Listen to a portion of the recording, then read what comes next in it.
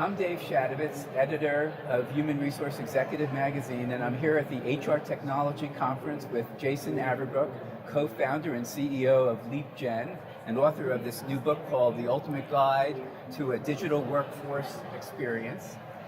And Jason, welcome. Hey, thanks for having me. Good to see you, as always. Okay. So how are you finding the HR Tech Conference so far this year? Oh, this conference is great. I always think this conference is, I always say it's a combination of three things. It's a combination of interaction, where you get to interact with kind of the best and the brightest in the space, inspiration, where you get ideas that truly inspire you, and then imagination, like the number of new ideas that people have talked to me about that have made me imagine kind of the future of where our business is going and how to help organizations is magical. So yeah, it's been a great event so far. Well, again, thank you for your participation and your support of the event over the years. 18 years, right? 18, it's crazy. You've been here, huh? Yes.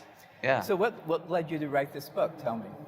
So this is my second book, and what really led me to write the first book was the fact that my grandfather wrote a book that I never knew about. So my grandfather was a professional wrestler and wrote a book when he was about to commit suicide. And I never found the book, and my dad never shared the book with me until my dad passed away. And when he did that, or I found the book, all of a sudden I was like, wow, like there's some legacy to be had here. So that's what made me write the first book. And then the second book, which is 4 years exactly, from the first book, so much changed. So, the first book I wrote as a, independent consultant from a tech standpoint, I was with Knowledge Infusion.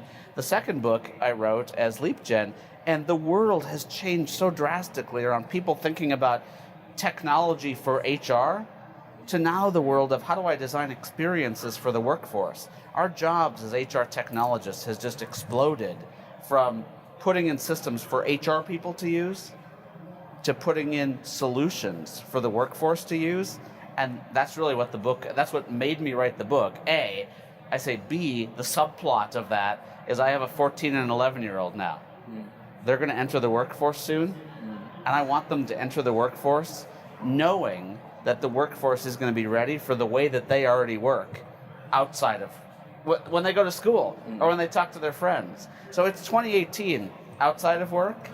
Inside of work, it's oftentimes looked at as 1998. And that's not going to be fair to my kids. So the more that, or anyone's kids, so the more that I can help influence organizations get ready for those digital natives, the better. Yeah. So if you had to define, what digital workforce experience is, how would you define it? It's the opportunity for organizations to express the employee value proposition and give the workforce all the tools they need to do their jobs through a single IV. So there's 184 disciplines within HR. I don't want 184 IVs. I don't want 184 brands. I want one experience. And one of the things that we've not done in the HR space is we've oftentimes defined experience as user interface. And that's not the same.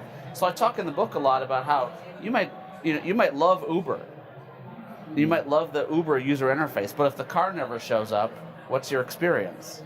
You might love Amazon, the interface, but if the product never shows up, what's the experience?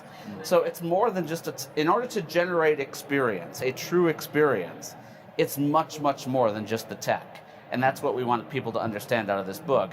A, and B, try to take some pressure off some of these tech vendors, because the tech itself is not the silver bullet. Yeah. So to address this new reality, then, how would the HR leader's mindset need to change? So we break the equation for a successful experience into four things: mindset, people, process, and technology. And when we think about that, mindset is we have to start with a growth mindset, which means we have to change the way we think of things. B, our people, we have to truly understand our people. The people that I used to roll out these solutions to are the HR people. Now I'm rolling them out to people who are video production editors, are cashiers at a retail store. They don't have the same, technology prowess, or they won't use the same technology to do what they want to do. We have to reimagine our processes to be focused on them, not us in HR, and then the technology can be successful. So much less focus on the tech, which where software as a service came into play, much more focus on mindset and reimagination of process. Yeah. And I know in the book you also have a chapter or a section devoted to the importance of data. So what part does data play in all of this? You know, without data, we're nothing. I mean, it's true. Without data, we're nothing. I mean, data is the new oil I talk about. And if we think about that, the only way I can create a personalized experience for you is if I have good data. So the only way I know you is if I have good data. If I don't have good data, I can't provide that personalized experience. So all of these vendors here at the show are all doing brilliant things, but they all count on consuming data to make their solution come to life. So invest in your foundation. If you do, that's got you 90% down the path of creating that experience. Okay. And so are you working on your third book now, Jason? It's really funny. I'm working on a third book just based on some of the things I've heard at this conference, which is technology is not bad. Technology is the fuel. Now, that's not going to be the name, but I want people to see technology as not the thing that messes things up, but technology is the fuel. And that's if you've got the Kindle right, if you've got everything in place, then apply the technology and you're going to have explosive results. But if you don't have that other stuff ready, technology's your enemy. Well, we'll look forward to when that comes out. Yeah. Jason, thank you so much. Yeah, you're welcome. It's great to be here. Thanks for having me.